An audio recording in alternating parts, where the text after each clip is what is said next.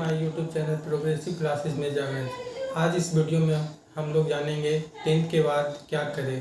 तो 10th के बाद यदि आप फिजिक्स केमिस्ट्री मैथ के साथ साइंस स्ट्रीम चुनते हैं तो जेई करना आपके लिए बेहतर होगा।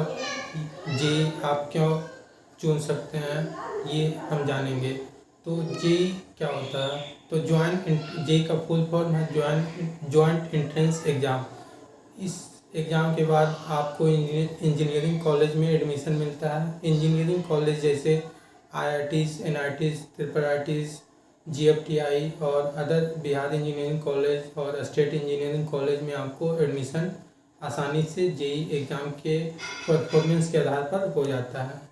तो इंजीनियरिंग कॉलेज में जाने से क्या फ़ायदा है? तो इंजीनियरिंग कॉलेज में आप 4 साल के ग्रेजुएशन के बाद आप कोई भी प्राइवेट कंपनी में जॉब आप कर सकते हैं, या तो यदि आप टीचिंग फील्ड में आपका इंटरेस्ट है तो बिना बीएड किए आप डायरेक्ट टीचिंग फील्ड में भी जा सकते हैं। तो जेई करने का ये फ़ायदा है। और जेई मेंस के एग्ज़ाम के बाद आप इंडियन नेवी, TES, कुछ इंडियन आर्मी ऑफिसर कुछ वैकेंसी निकलती है जो कि जेई मेंस के परफॉर्मेंस और 12th के परफॉर्मेंस के आधार पर आपका चयन करती है। तो आप उस फील्ड में भी जा सकते हो जेई मेंस के बाद। तो जेई मेंस का सिलेबस क्या है?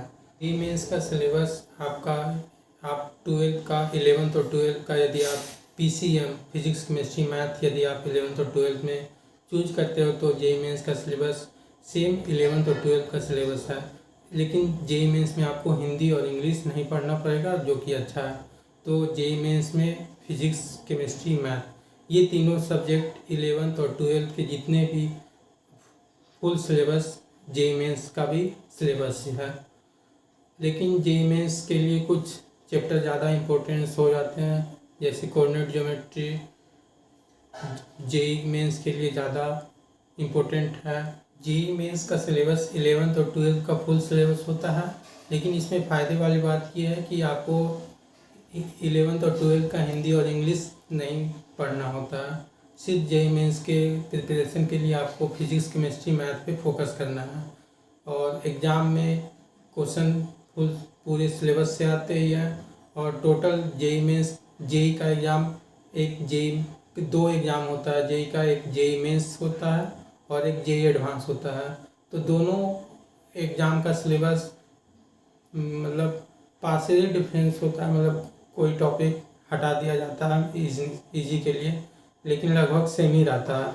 तो सिलेबस दोनों का सेम रहता है, लेकिन जेई मेंस का एग्ज़ाम का पैटर्न फिक्स है, जिसमें टोटल 75 क्वेश्चन होते हैं और हर एक क्वेश्चन 4 मार्क्स का होता है। तो टोटल 300 मार्क्स का होता है। और इस एग्ज़ाम में आपका स्कोर परसेंटाइल में होता है। परसेंटाइल रिलेटिव मार्किंग होता है, उसको हम बाद में जानेंगे। तो टोटल क्वेश्चन 75 मार्क्स के होते हैं, जिसमें कि फिजिक्स केमिस्ट्री मैथ तीनों का इक्वल वेटेज होता है।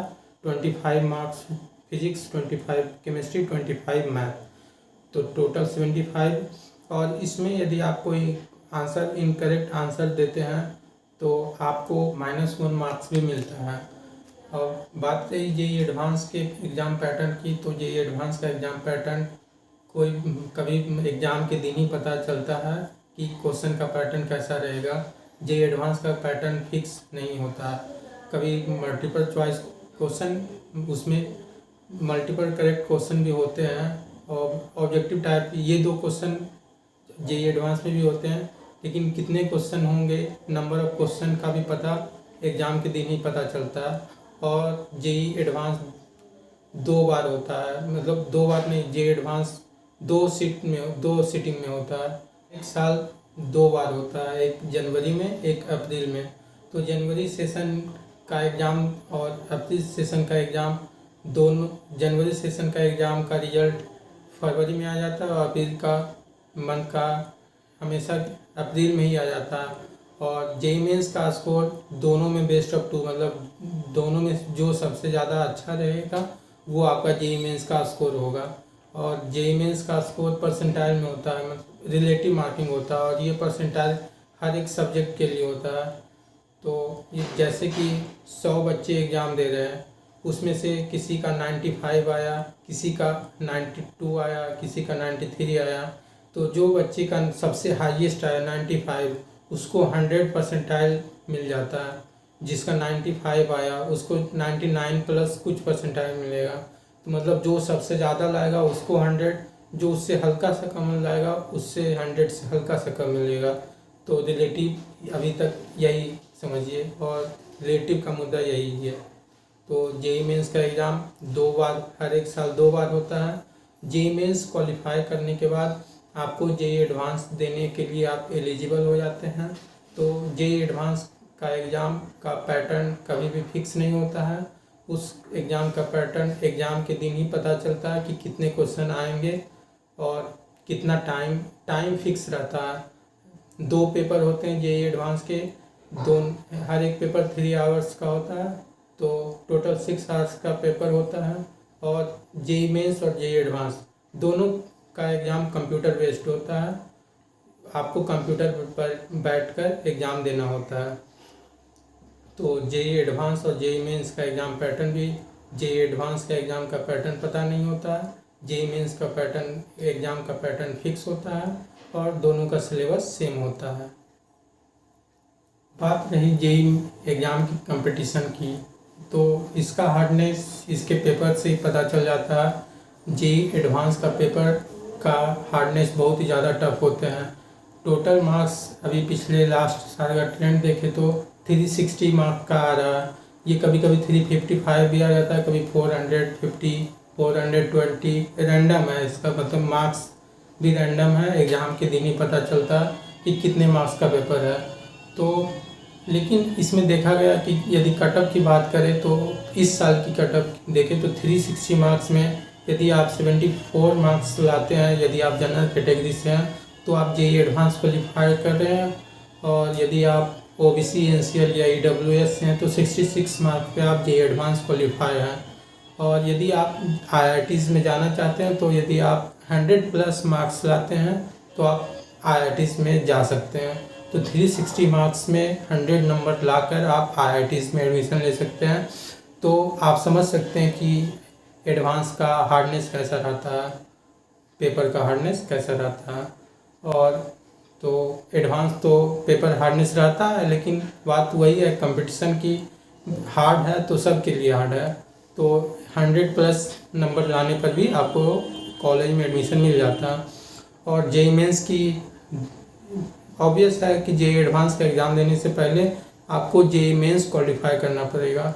तो जेईई मेंस क्वालिफाई करने के लिए भी उसका एक कटअप होता है। जनरल कैटेगरी के लिए 91 परसेंटाइल लाना ज़रूरी होता है। ईबीसी, ओबीसी और ईडब्ल्यूएस के लिए आप 80 परसेंटाइल लाते हो तो आप जेईई एडवांस देने के लिए एलिजिबल हो जाते हो।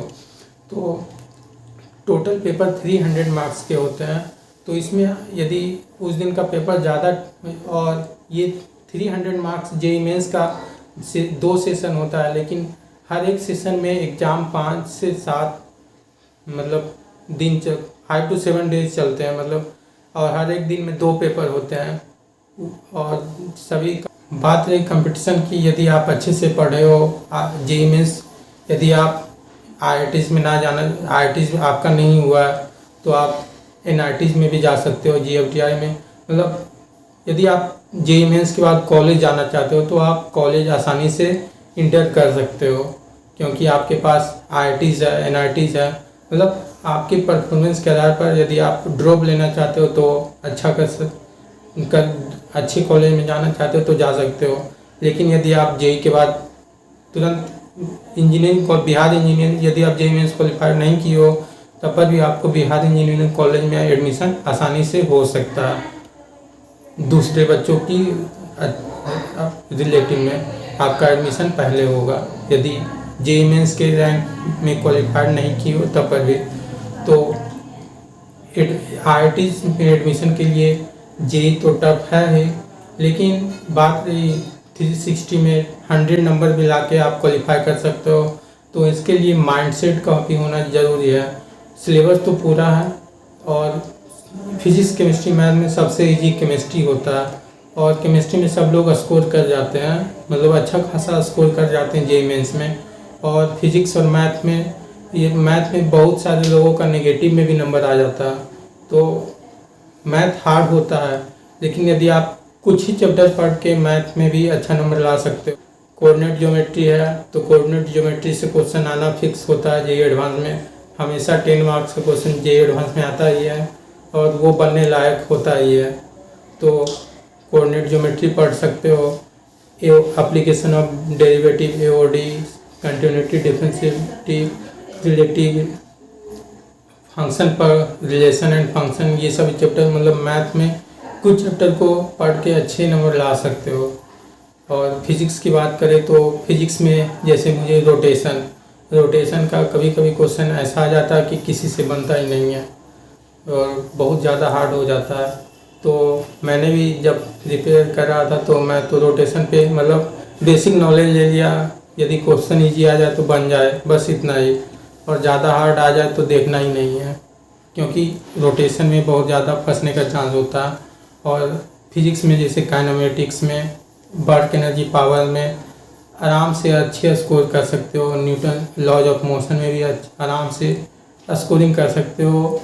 मॉडर्न फिजिक्स, रे ऑप्टिक्स, ये सभी आसानी से कर सकते हो। Electricity and gravitational field, wave, ये सब में स्कोरिंग फिजिक्स का होता है। तो आप अपने हिसाब से जो आपको अच्छा लग रहा है, आप अपने अच्छे चैप्टर को, जो आपका स्ट्रॉन्ग है, आप अपने स्ट्रॉन्ग पोर्शन को लेकर भी चलिएगा तो आप जेईई मेंस और एडवांस में अच्छा कर सकते हैं। Thank you.